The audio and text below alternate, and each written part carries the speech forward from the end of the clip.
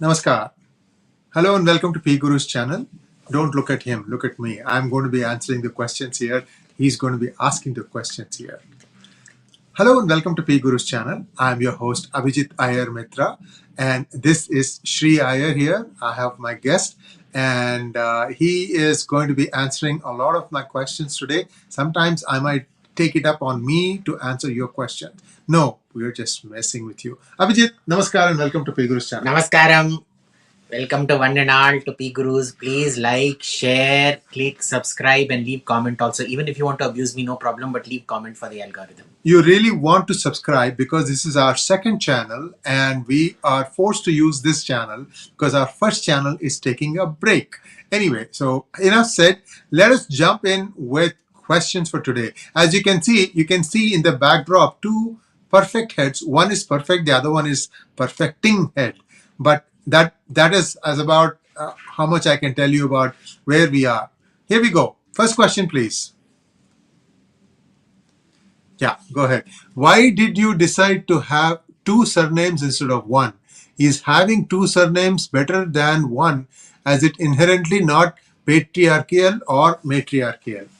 Not really. So my thing was, most of my raising was done by my mother. And, I was like 50-50. Like, I have qualities of my father and qualities of my mother, So it was like, so I wanted to take on both names. And my mom was anyway, I did all the 9 months of hard, heavy carrying and delivery. So you bloody well take on my name. So I couldn't be Chandrlekha. I mean, it sounds weird, Abhijit Chandrlekha Mitra. So I did Abhijit Iyer-Mitra. So yeah. So it was, I didn't do it because of matriarchy, patriarchy or anything like that. It was just because I wanted to respect both sides of my tradition. Next one is from Ishan Sharma. Abhijit, what is your take on Ron DeSantis stripping Disney of its special powers? See, I think it's fantastic. I think all companies who become overtly political must pay a price. So Ron DeSantis has done the absolute right thing, screwing them over.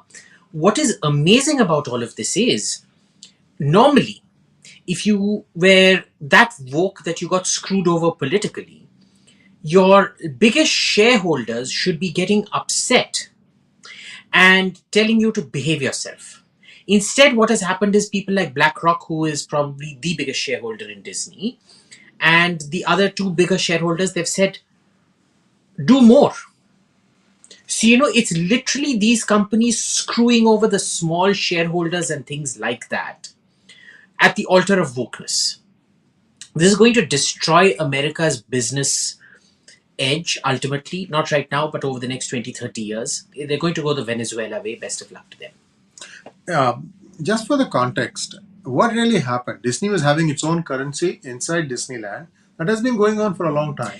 They had everything. They had their own law and order. They were essentially, think of it as extraterritorial. A city so, inside for example, a city. if you go to the US Embassy up here, US laws apply there. Right.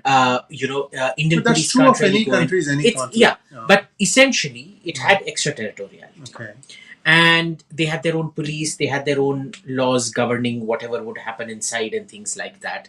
Of course, they had their own currency as well. But I mean, you exchange that so that you just show that armband and you get subtracted and all of that.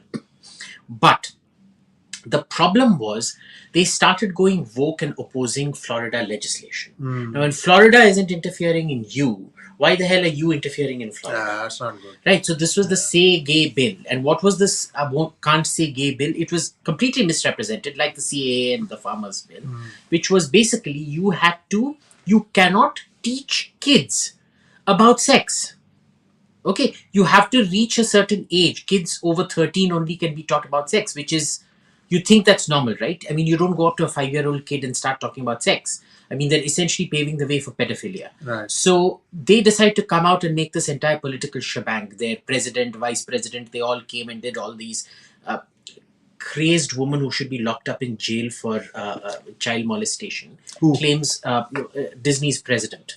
She claims she's got a trans child, a trans 3-year-old and an intersex 5-year-old.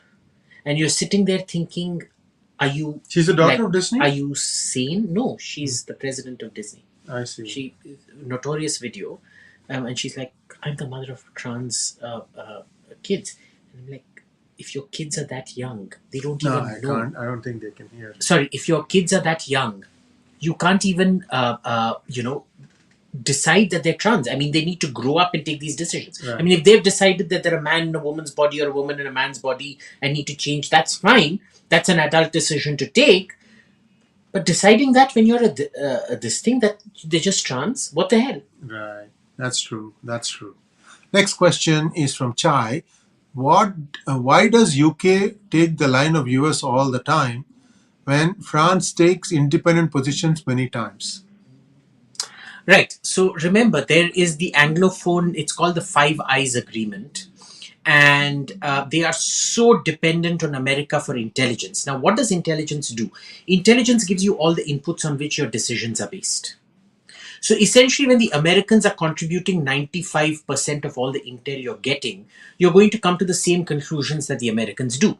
The French do not depend that heavily on American intel. They have their own independent intel gathering, which is why they very frequently come to very different conclusions and decisions.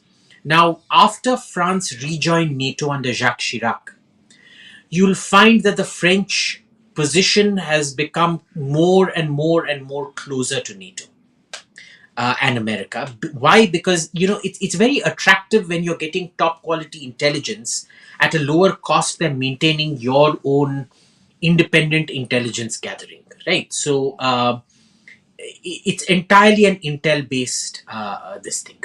Plus, it's also political. But the thing is, the political, ultimately, if you're sharing that caliber of intel, obviously you're very close politically. Otherwise, you won't be sharing intel like that. Thank you very much, Abhijit. Let's go to the next question. Arish Sonal wants to know, or Samay, ask Abhijit, which European country architecture is your favorite? Ooh. Italy, of course. Yeah, by far. Italy. Yeah, I mean, by far. I think the kind of differences and span and scope of architecture that you get, you're not going to get anywhere else. Not France, not Spain, nowhere. Also, I think this is my conjecture, and I could be wrong. See, most of the time, Indian ships from India landed at the port of Venice.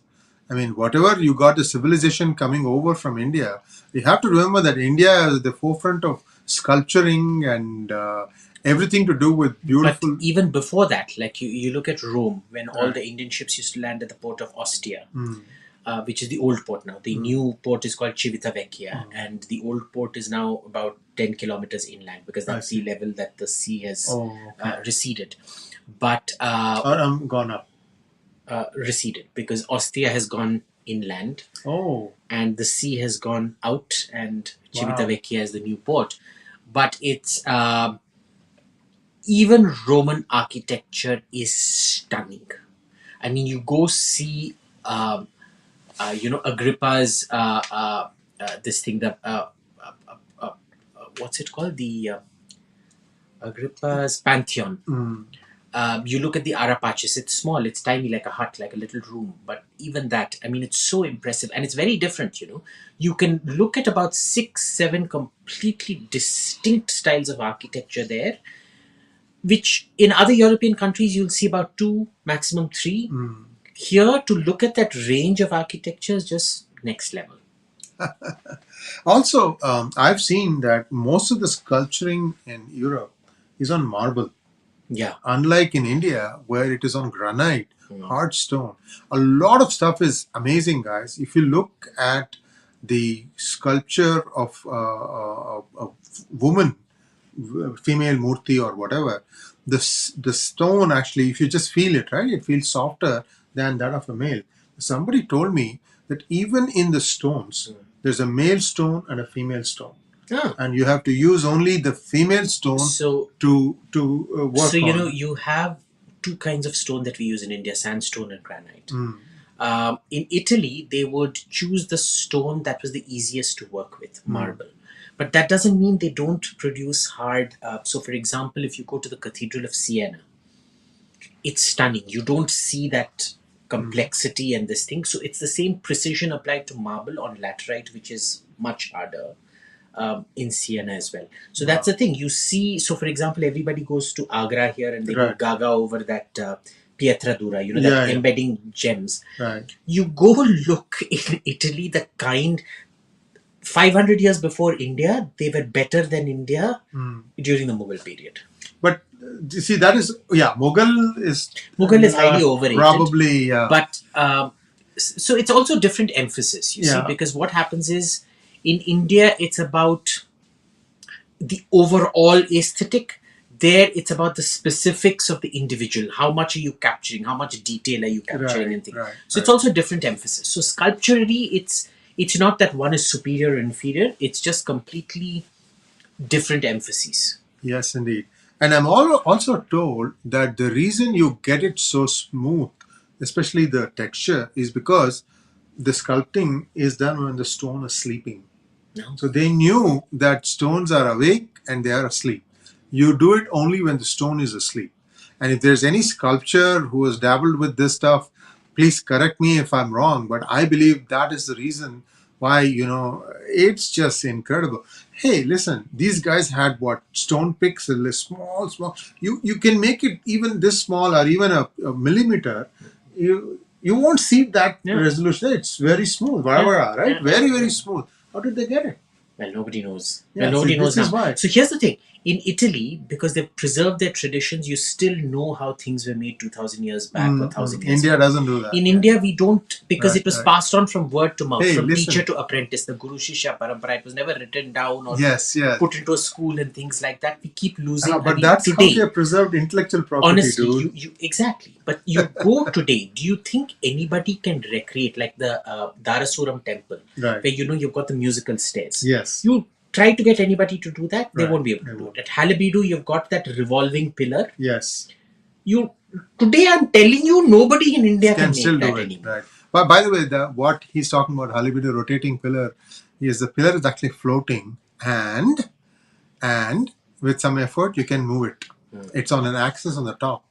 It's a supporting pillar, by the way. Supporting It pillar. supports and it rotates. Mind-boggling, guys. I mean, where did we lose all that talent is the question. I suppose intellectual property kind of suddenly got So lost. this is, you remember we spoke about this. We don't preserve, disseminate, archive, and even if you archive, you don't store it in a way that you retrieve it. Right. Even today, the archives building, the National Archives, is less than 100 meters away from where we are right now. Even there, you go in there, the librarian himself won't know where 90% of the things are. Oh, my. I have myself seen things, old documents just being thrown out and destroyed. Next question, please. Mandar Karnik wants to know, why has the Indian Navy / defense establishment gone slow in submarines? Is the investment in building SSBN impacting the acquisition or building of SSK/SSN? No. So basically what happens is the SSBN, that is to say the Ballistic Missile Nuclear Submarine Program, is handled out of the PMO.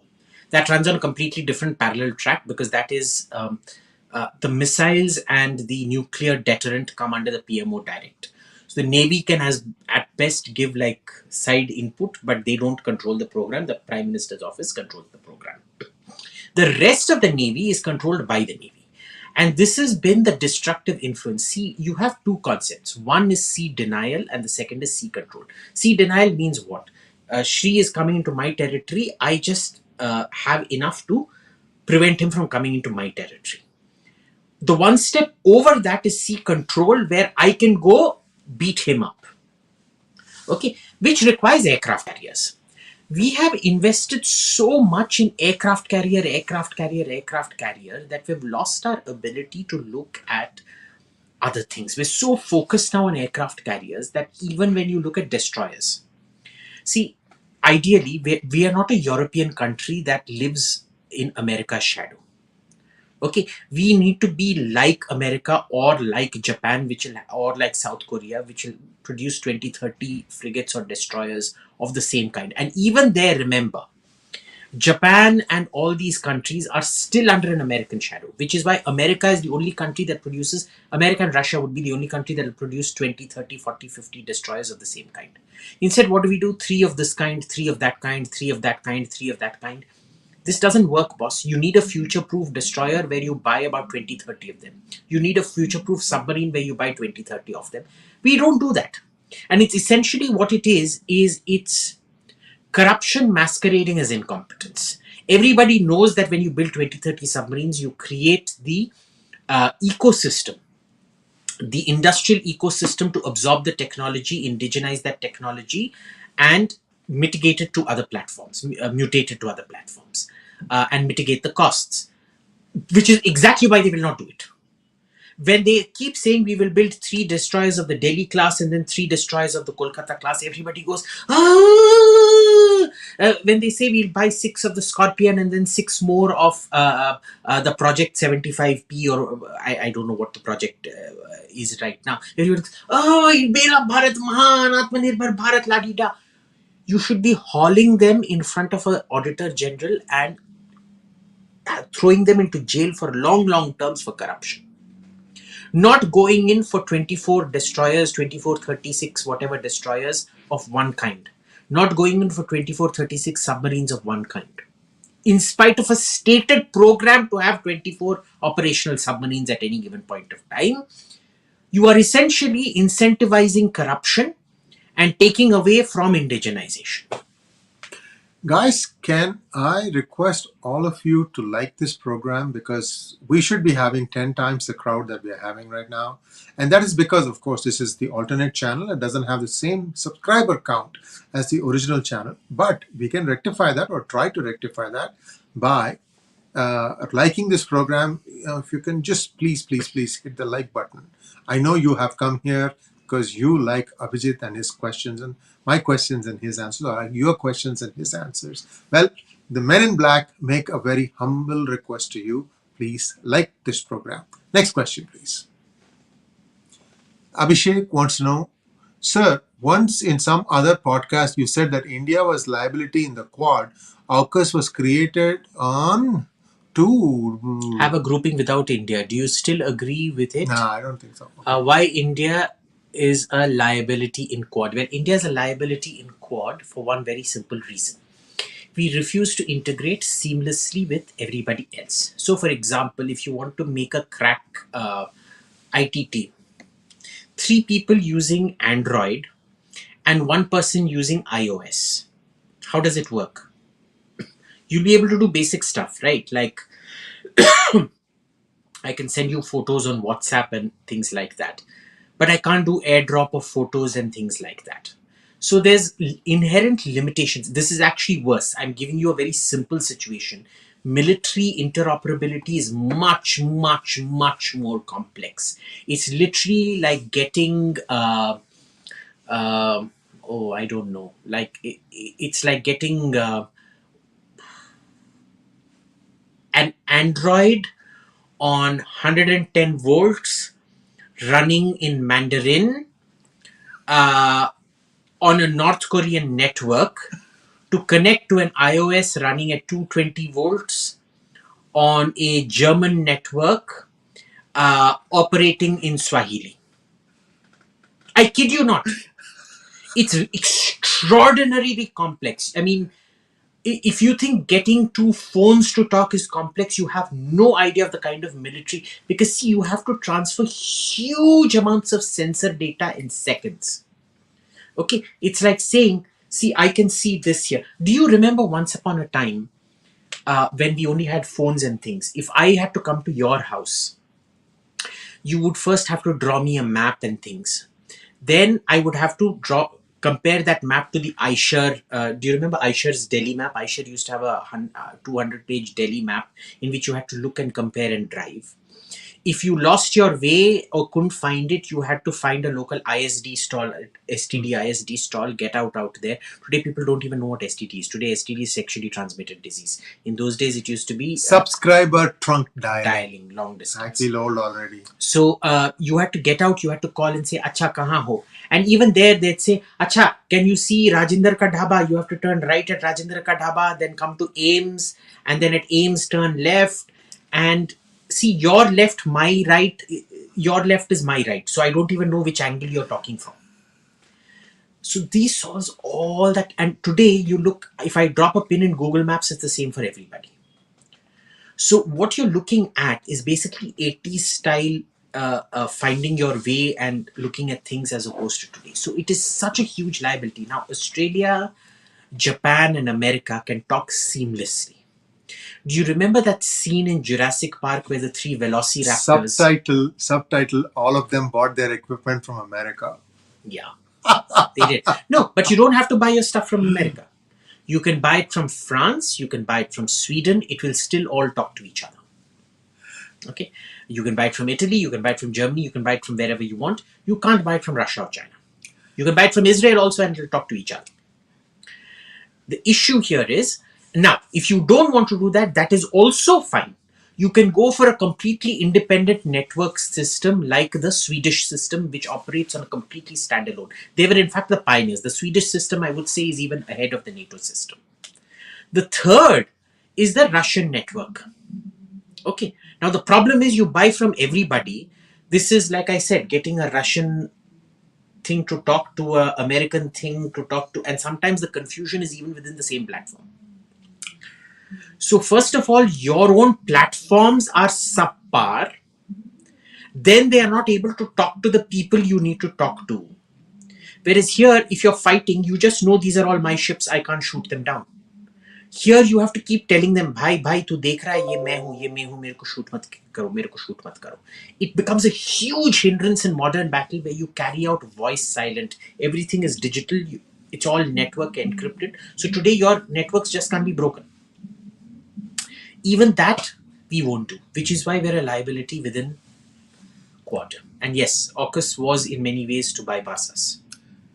I have to share one of my life experiences. I'm not saying that this is what happens always, but this was 30 years ago. DRDL, not DRDL, DMRL, I think. Yeah, DMRL, Defense Metallurgical Research Labs. And they had a DEC computer and they had a German CNC machine. Now, every time, see, this is a metallurgical research lab, so they were trying to, put all the casings and stuff like that. And what happened was India got under sanctions and they couldn't get spares from either Germany or from US. I happened to be in India at that time. I had got my green card. I was waiting for my wife to get her green card. And the option was to wait it out in US or wait it out in India. I decided to come to India. And I had some friends in defense labs and they said, well, he's still an Indian citizen, so maybe we can make use of his talent.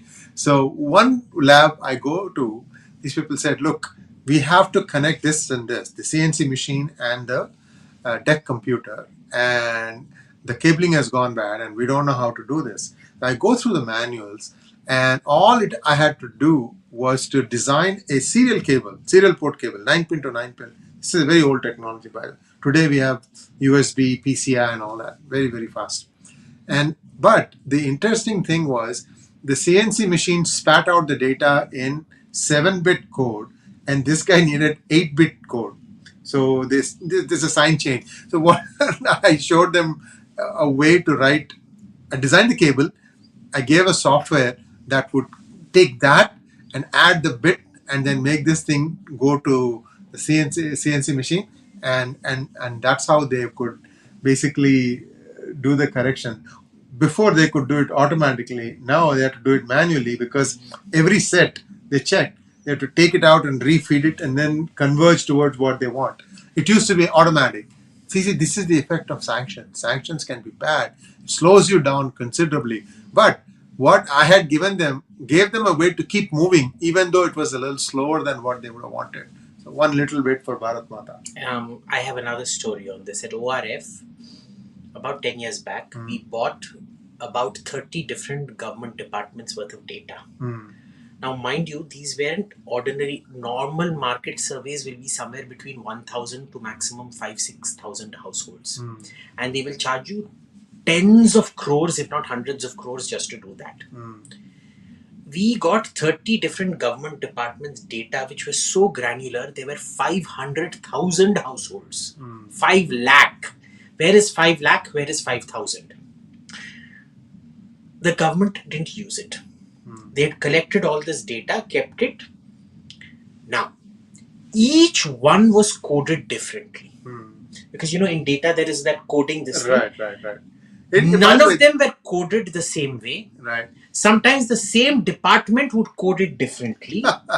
Even the methodology of collecting data would change every 3 to 5 years. And in the end, we thought we could make all of it work. We just had to give up because there was no way we could make it work. Can you imagine the thousands and thousands of crores of your money that got wasted on collecting shit like this, which was unusable? So this could also be a little bit of ignorance and people coming up to speed. It's criminal ignorance. Yeah. So here is the technical thing, right?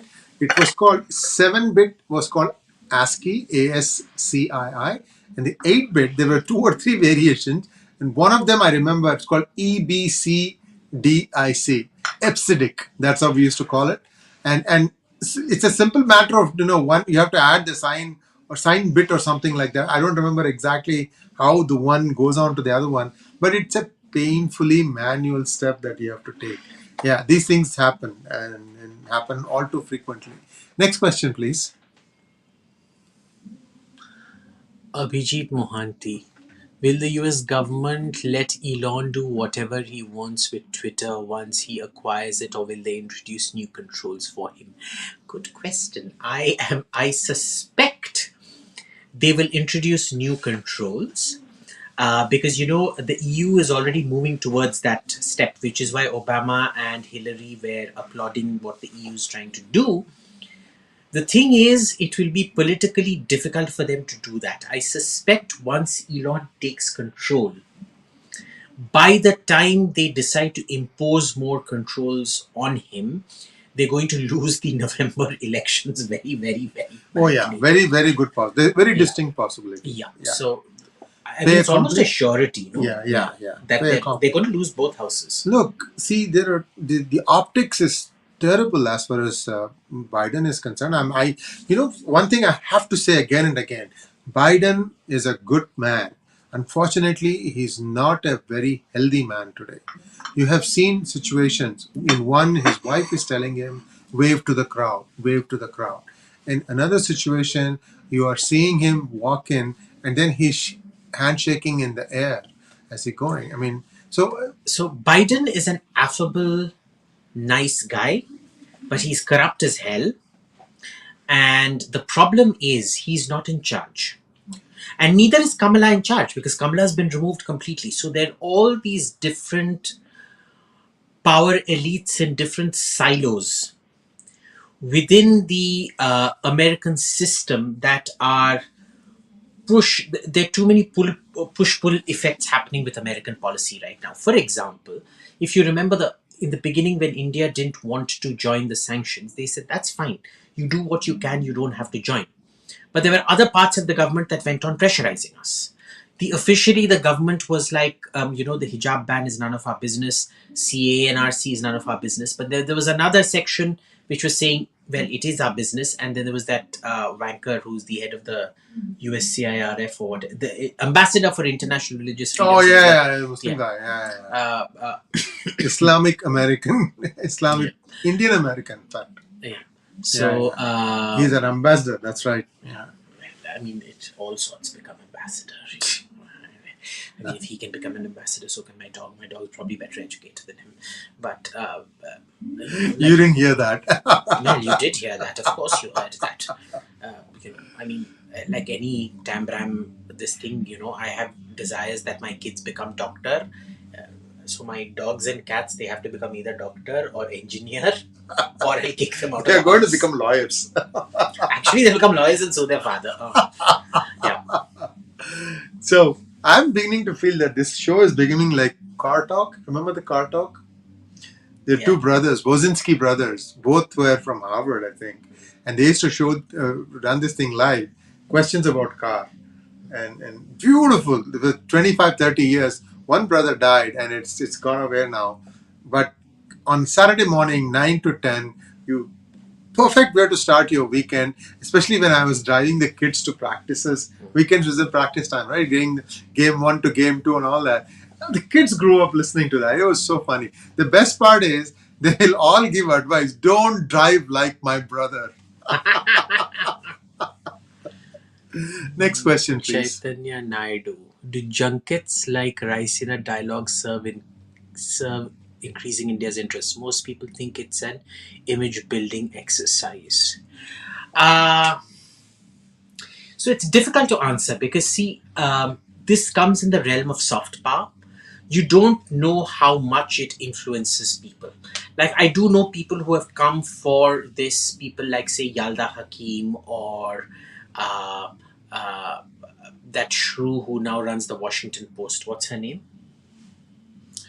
You're asking me questions that I don't know. I should be knowing these things. No, they've got a new editor, no? The Nigerian or something. I see. I don't know. And this director of RUSI, the Royal United Services Institute, who have been invited on panels at Raisina and gone back and shat all over India and things like that. But the rest of them, they're good. The issue is, they actually serve to bind you to a country and the dialogues of that country. The problem is, on the one hand, when you have a foreign ministry that wants to create make-believe, that isn't interested in showing the reality. Our entire problem today is, we have convinced everybody we're this 21st century economy with big buildings and we're going to be the next big thing and things like that. We don't want people to see that we're a third world country, just 20 kilometers outside of where we are. You will have feudal lords and lynchings and things like that. There's nothing you can do about it. But instead of sitting down, even in private, they don't want to give you the reality. They want to give you the hype.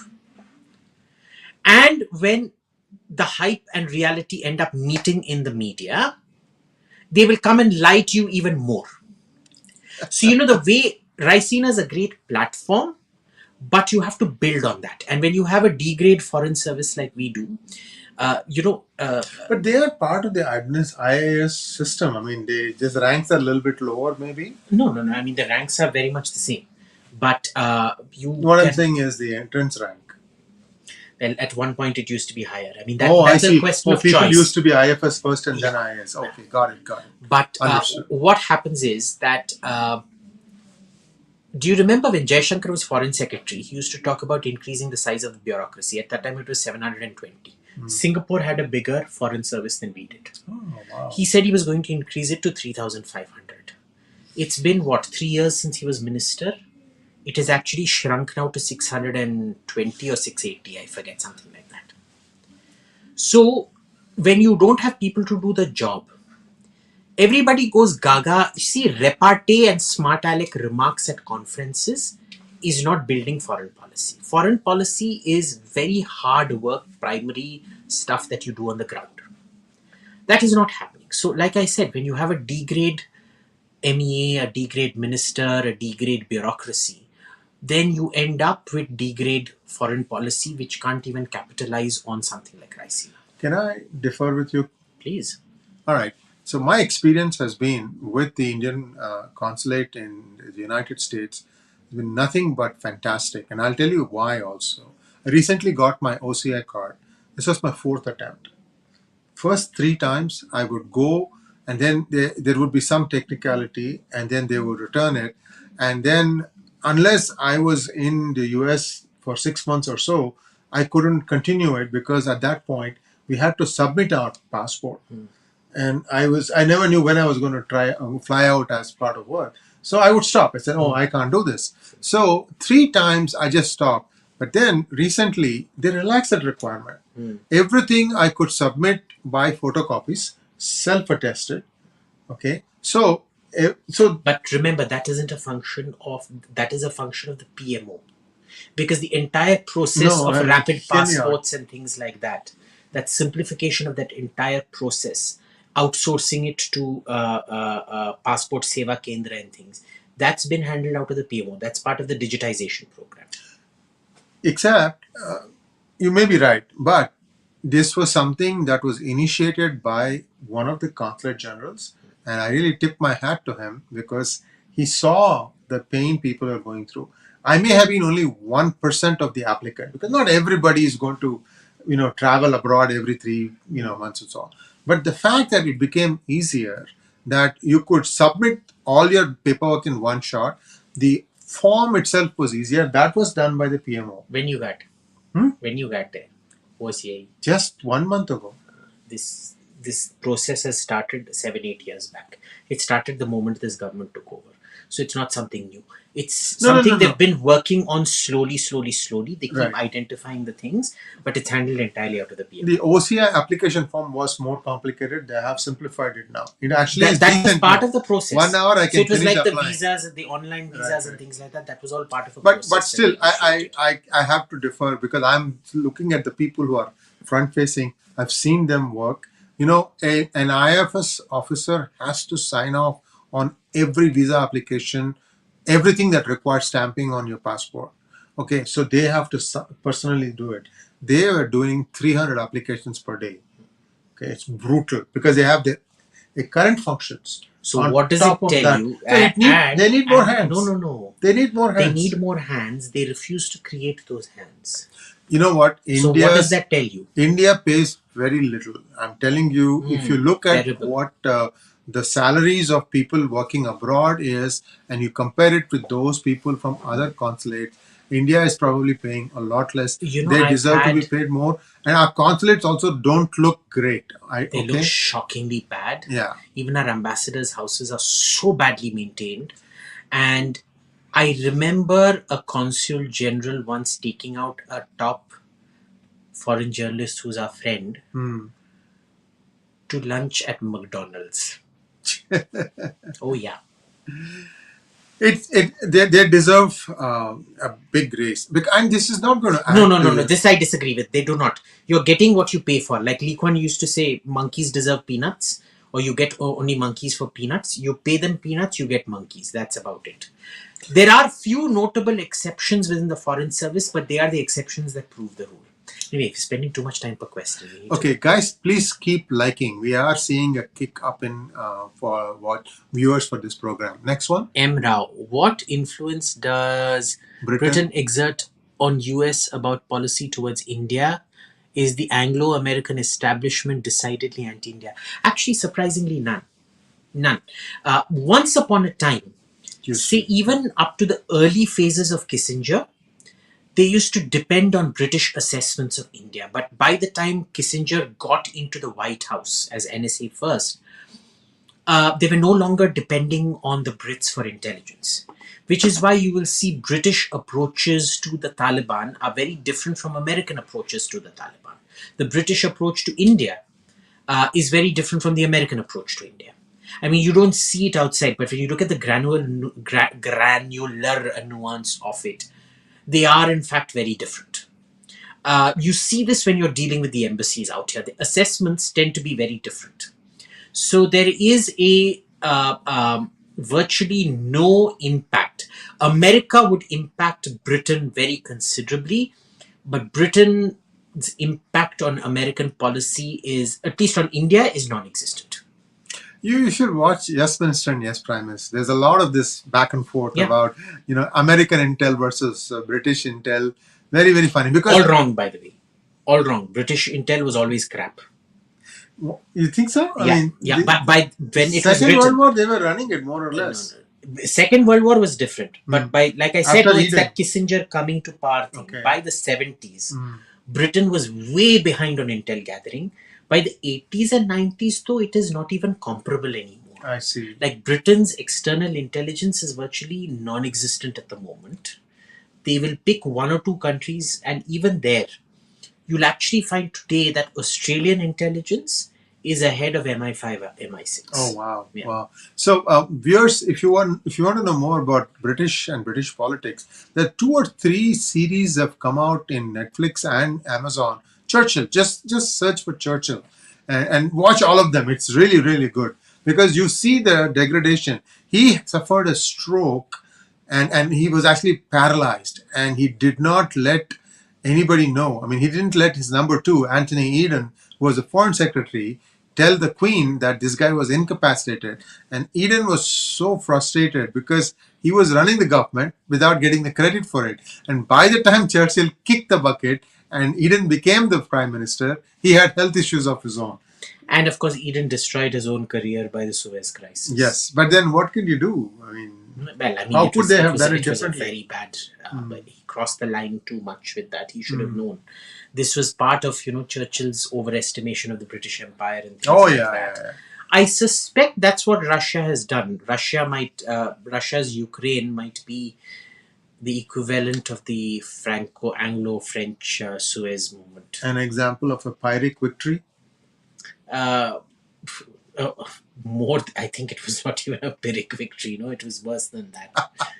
It was, I think, Pyrrhic victory is Pyrrhic victory, and the Suez campaign is a disaster all of its own. Imagine Russia threatening to nuke you, and America saying, yes, very good, nuke them. So, yeah. All right. Next question from M. Rao. Historically, has race played a factor in the UK, US, France, keeping Germany as an outsider?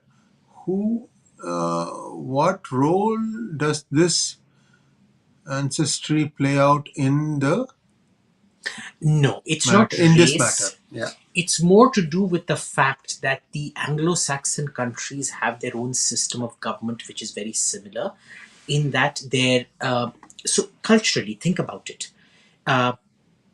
If you were to carry ID, if anybody demanded you carry ID in America or Britain or Australia, it would be an outrage.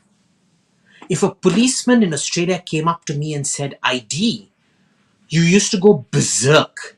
I mean, if you were driving a car, yeah, you had to have your license. But if you're walking down the street and somebody says, show me your ID, it'll be Nazi state or News 7, News 5, they'll all come and, oh my God, you were assaulted by the police. They asked you for ID. Are we a Gestapo state? Are we a Stasi state? Things like that. That's how the Brits and Americans and Australians, the Anglophone, think about these things in a certain way. Even though one has a presidential, one has a monarchy, and the other is a sort of distant monarchy kind of thing. In Germany and France, they have a very different continental way of thinking, where everybody is required to have their ID. It is not seen as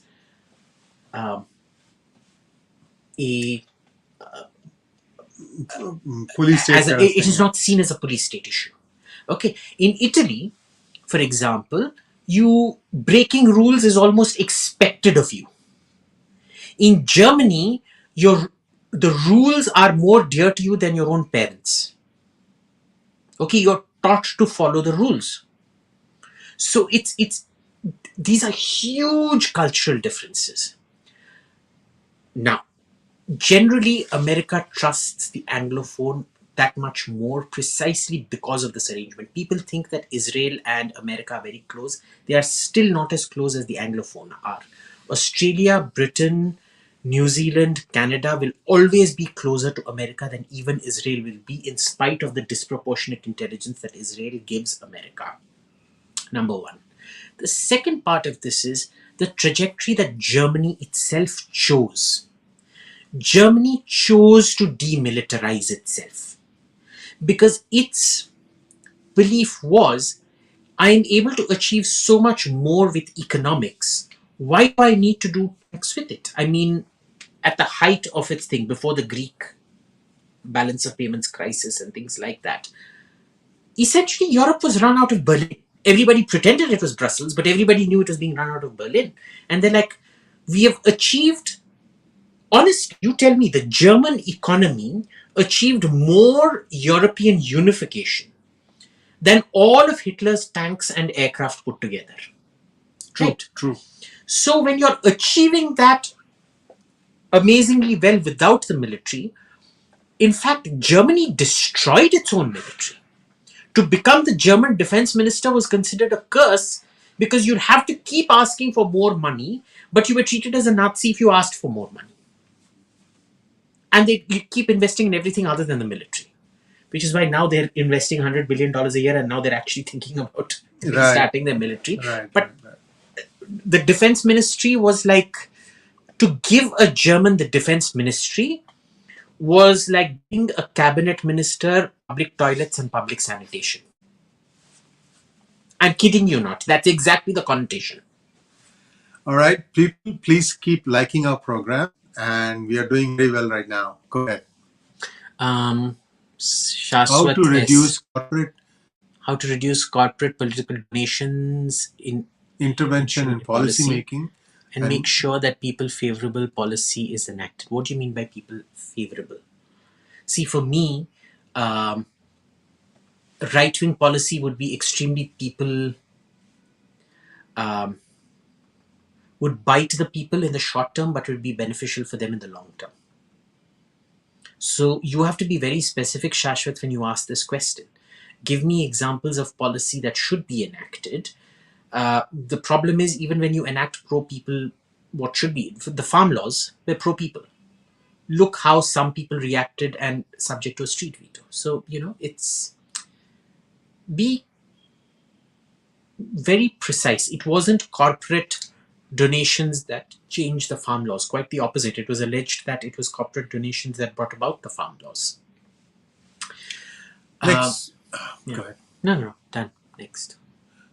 Maliban Bhattacharya wants to know, has AIM, my question is regarding George Washington, who after getting USA free from British, could have gone on for dictatorship but chose democracy. Why? No, he actually could not have gone on for a dictatorship, boss. I don't think people realize this, but one of the things about the British political system is that wherever it has gone, where you have a large Anglophone it has generally avoided dictatorships. Unlike, say, France and Germany and Europe, when did Britain ever have a coup? So when did America have a coup? When did Australia have a coup?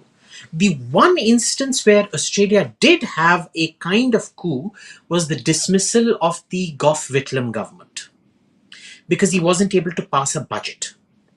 And he was dismissed under the reserve powers of the Governor General, which is the exact Commonwealth rule that Iskandar Mirza used to dismiss the civilian government and declare Pakistan's first dictatorship. So there was that provision, but why was it used as a coup in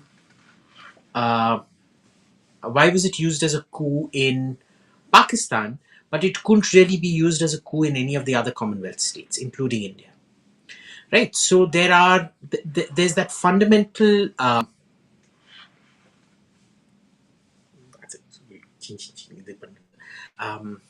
lost my train of thought now.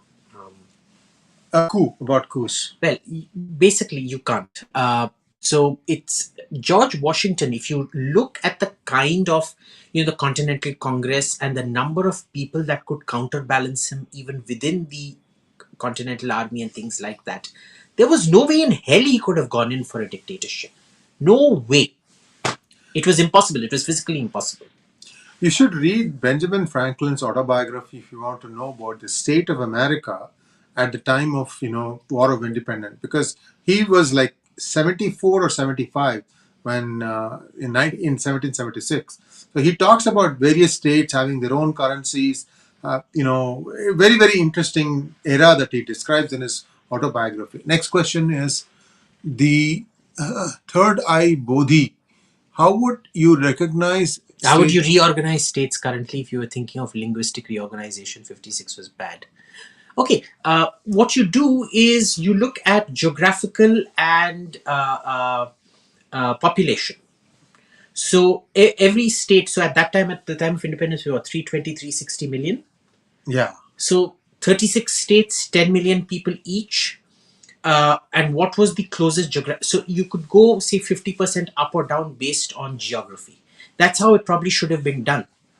This linguistic reorganization, of all the things you could have done, especially after you've had a... Okay, it's disturbing my thing. after you've had an identity-based partition, for you to then go again on an identity-based division of states, it really shows how stupid you are in terms of not looking at threats before they happen. And this, mind you, this is the time when Dravidian separatism, if you want to call it that, it started off as Dravidian separatism. Of course, all the other three states rejected it. It's only the Tamils were stupid enough to accept it. Alas, we're both Tamils. I mean, we're not the stupid ones, but overall, very stupid people to accept it. For them to have accepted it and then you implement it based on that, how dumb can you get? The Northeast. For you to split it into Mizoram, Nagaland and things like that, knowing that these things would boil over later. And it wasn't that they were walking into it blind. They knew what was happening on the ground. So it was, this dissociation of good sense from policy, which marks a lot of Nehru's policies. Next question, please. STGK wants to know, do you expect a Republican landslide in the near term, in midterms and 2024? And who would you place bet on, Trump and DeSantis for president? Okay, yes, Republican landslide in the midterms in 2024. I suspect it's going to be DeSantis. I suspect. Trump is still very powerful. I think it's going to be DeSantis versus Trump in the primaries. But I think... let's see. I mean, 2 years is a very long time in politics. Right now, I think it's advantage DeSantis. Something might happen, but I like DeSantis and Trump. Either or. Basically, I don't think the Democrats are coming back to power. That is my agreement. That's my assessment too. Next question, please. Adi Ramachandran wants to know, how then would you encourage young Indians to develop pride and self-confidence in executing their duty towards building India? Maybe speak on what prompted you to return from Oz. Oh, stupidity. Stupidity is why I returned. I actually thought the Indian government would listen and that the systems were open and communications were. You simply cannot. Believe me, there are so many of us who have come back and tried. Ultimately, you have to end up kowtowing to the bureaucrats. You have to keep mirroring what they say. And for what? It's just speaking spots at conferences where you pretend you're having policy influence. Basically parroting what they say.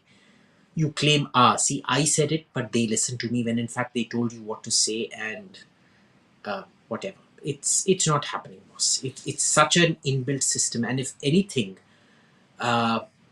those 2 years in between, I came back in 2011, so 12, 13, 14. Precisely because of the lack of control, you could still get certain things done. But since Modi came, his love of the IAS, the way he's empowered the biggest idiots within a 100-mile radius, it's literally impossible to get things done. Next question, please.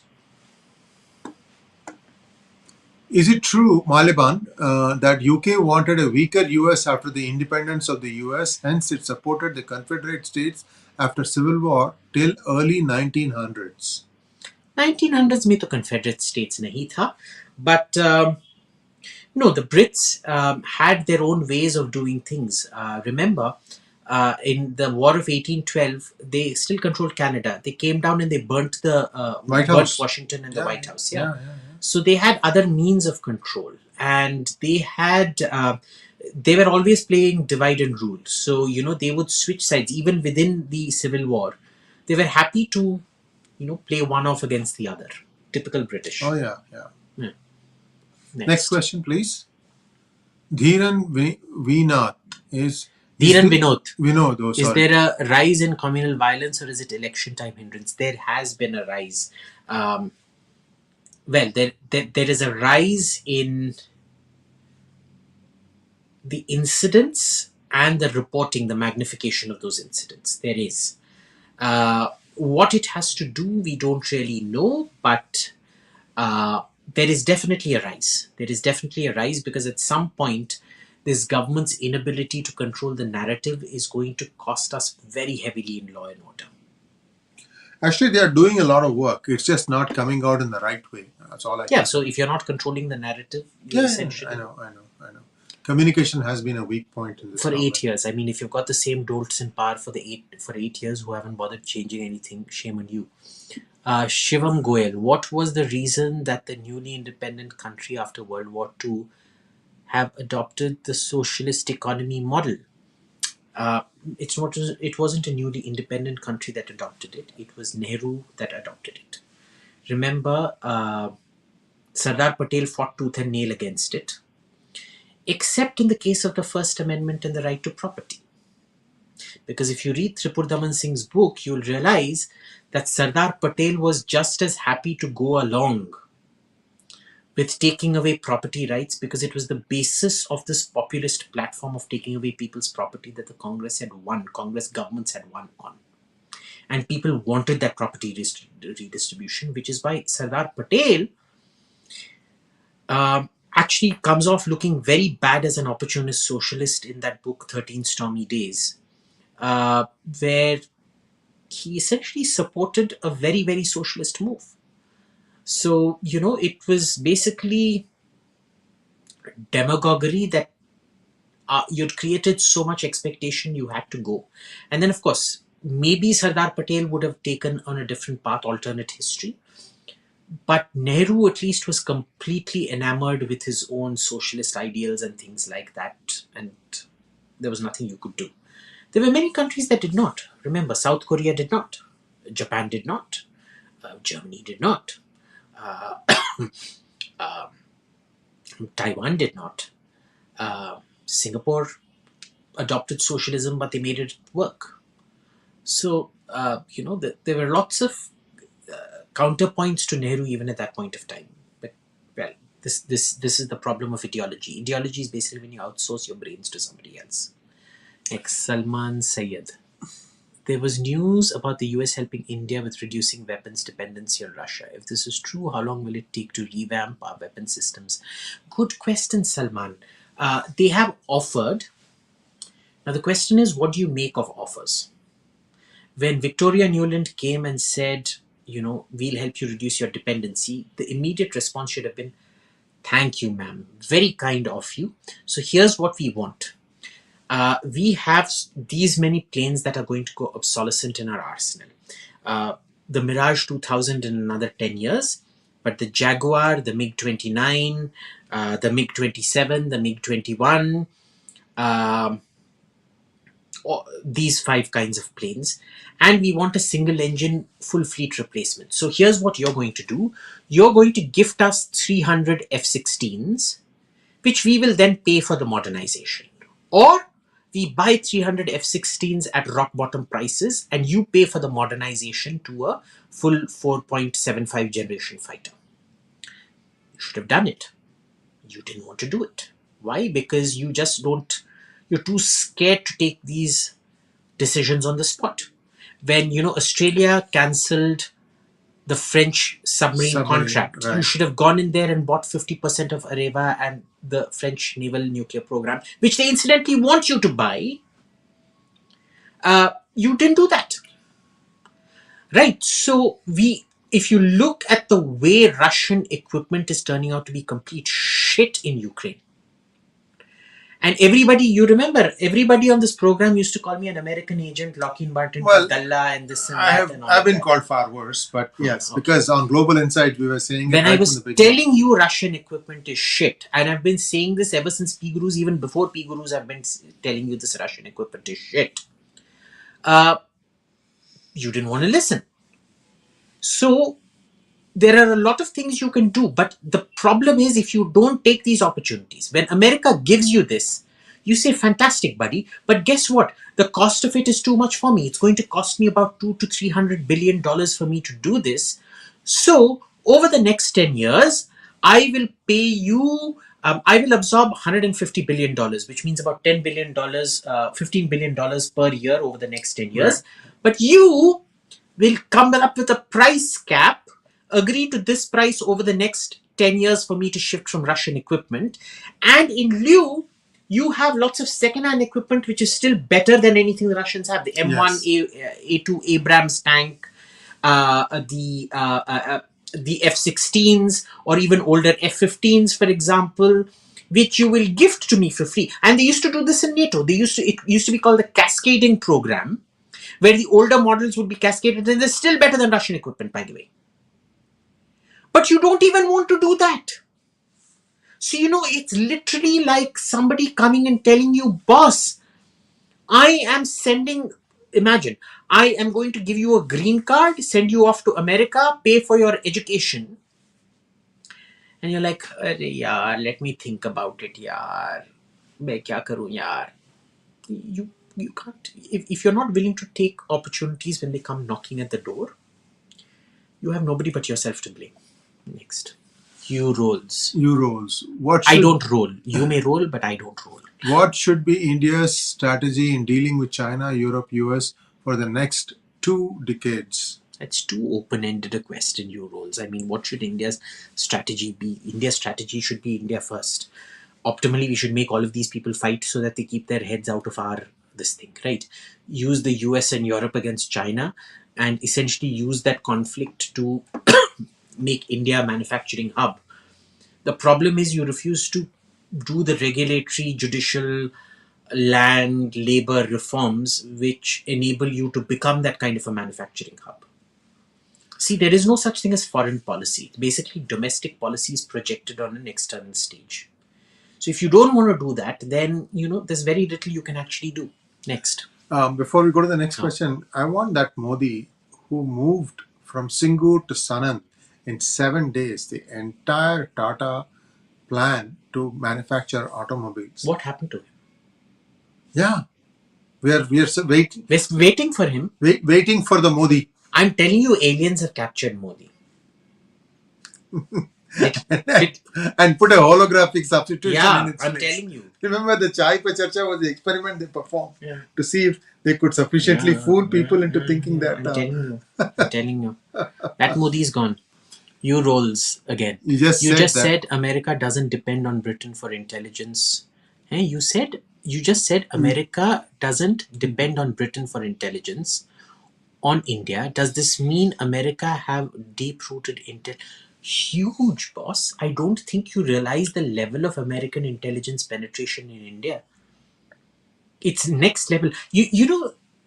I want you to read a lot of books on intel to see how sophisticated their electronic and human intel operations are. We can't even think about running these operations.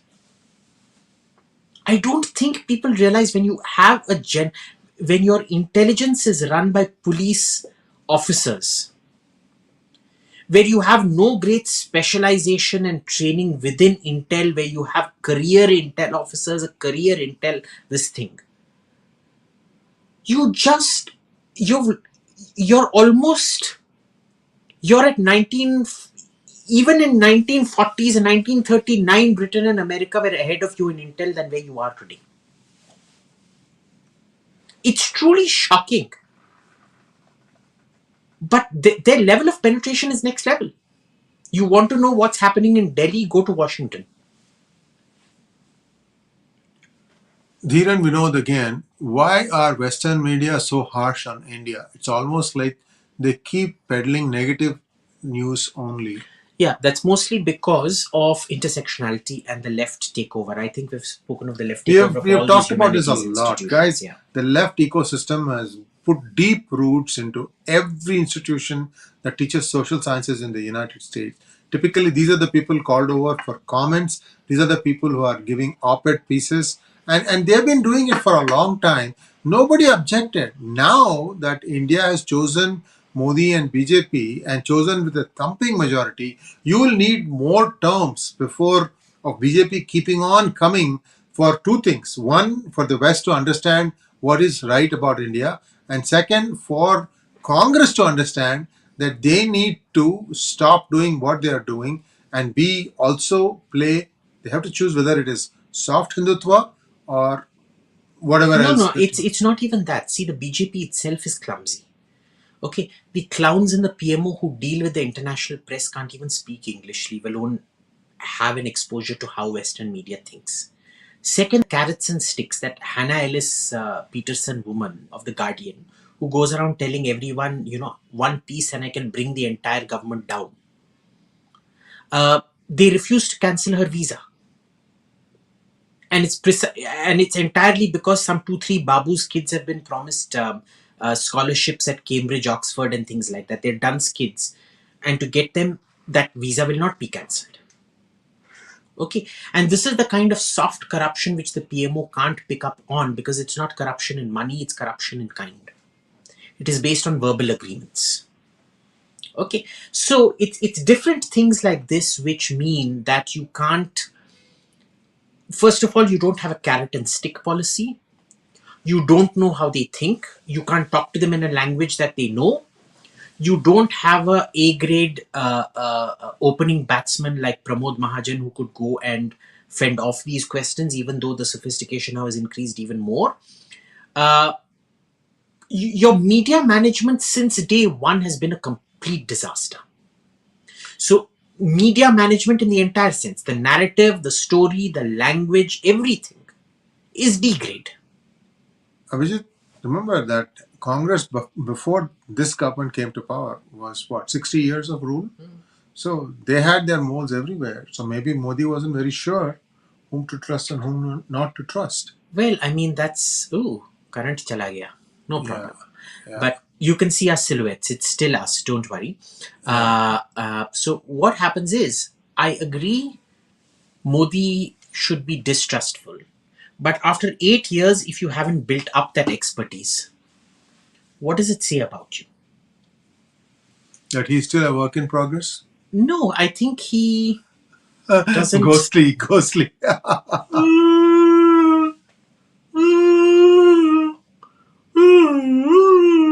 on, man. Go to the answer question. You remember Z Horror Show? This used to be the tune for it. But anyway. But yeah, I mean, if after all this time, after 8 years, if you can't do the basics of building up a media team and that you can trust, that you deploy, narratives are everything today, boss. Dhiren Vinod again. Why are Western media... No, done. M. Rao, can you please... Done. Next one. Next. Arjun wants to know, isn't overproduction of CLG graduates due to grade inflation in 10 to 12 by South boards? What? 10, 12th board, like, 10th class pass and 12th class, intermediate system. Leading to suicides. This is the cost of SJing and low standards. Boss, first of all, I don't understand the question. Please frame it properly. Second, I don't know what 10th and 12th or what the boards have to do with suicide. No, I don't think 10th and 12th public exams are leading to suicide. I think it is the mode of teaching and the shortage of colleges and things like that that is much more the cause. Okay, it's the lack of opportunities, the lack of the way your life is ruined even before it started. It is not the 10th, 12th exams. So it's a whole bunch of things that is leading to student suicides, not and the parents are no small part of it, by the way.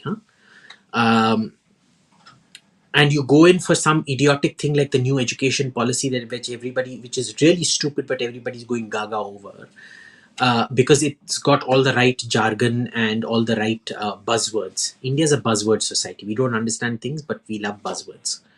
So no, that I think has much more to do with the problem. Next is Amay Tandon. When did European industrialization officially begin? Mid 1600s. The first coal extraction machine was in the late 1600s. By the 1700s, by 1720, 1730, you had industrialization in full swing. And when we say industrialization, I mean the application of chemical energy to the production process. Okay. By 1790s, remember the French Revolution and things were overwhelmingly a product of industrialization. France and Britain had already transitioned to industrialization by this stage. Okay, so Officially, they'll say mid 1700s, but for me, it's the late 1600s. Mughals, Marathas were gunpowder empires. Yes, Mughal Maratha. So, gunpowder was the introduction of chemical energy to the war process. That doesn't mean that they were industrialized, because it took the introduction of gunpowder to the war process started in the 1100s and 1200s, but it took what, 500-600 years for it to get 400, no? 500 years for it to get introduced to the production process. It is not the introduction to the war process, is the introduction to the production process that defines industrialization. So they never did. Will you do a podcast on how the British defeated India? No, because there's more than enough material out on it. You rolls again. I am about to launch a startup in America. Do you think there is a leftist or general racism in funding non-white startups in America? I don't know. Ask him. No. Funding for startups is purely meritocracy, merit-based. And if your idea has legs, and you have to present it properly, that is the most important thing. You have to have that SWOT, SWOT done right. Strengths, weaknesses, opportunities, and threats. Next. That determines how well you're going to do in your idea. Good luck. M. Rao, name your favorite books on US intel gathering or best websites for this info. Oh, good question. I would take a screenshot of this and put it up. But Sachin, if you could please email me this question, I will make up a reading list for you and I will read it out to you. Next. Venkat. Reliance cancels big deal with Future Group. Anything suspicious about farm bills? What's the connection? I can give a little bit of light. I don't think it's connected to the farm bill, but it may be connected with Amazon. Amazon, yeah. Because Amazon has the backing of United States, and you can't really go after one. That is one good thing about US. They may have internally, they may be censoring Amazon, pulling them up and hauling them across on the House committees. But when it comes to outside of United States, they speak for the country. That's why every US life is very, very precious. It doesn't matter who it is. If that a US citizen is killed, man, they rain them down. They come up and make a lot of noise. Next question, please. I think, is that it? I think that's it. Yay. Yay, we're Finito. done. Either that or he has lost power. Either way, we can't do much, guys. Thank you very much. Thanks for joining. And we'll be back again next week. Today was a special show. I'm in New Delhi and I have the pleasure of company of Abhijit with me. And Abhijit, thank you so much so that we could be the men in black. Yes, we're the men in black. And I have to inform you, I have converted him to the path of our Lord and Christ. Veil, victory, veil. Veil, victory, veil. Thank you guys. Ta-ta. Bye. Bye.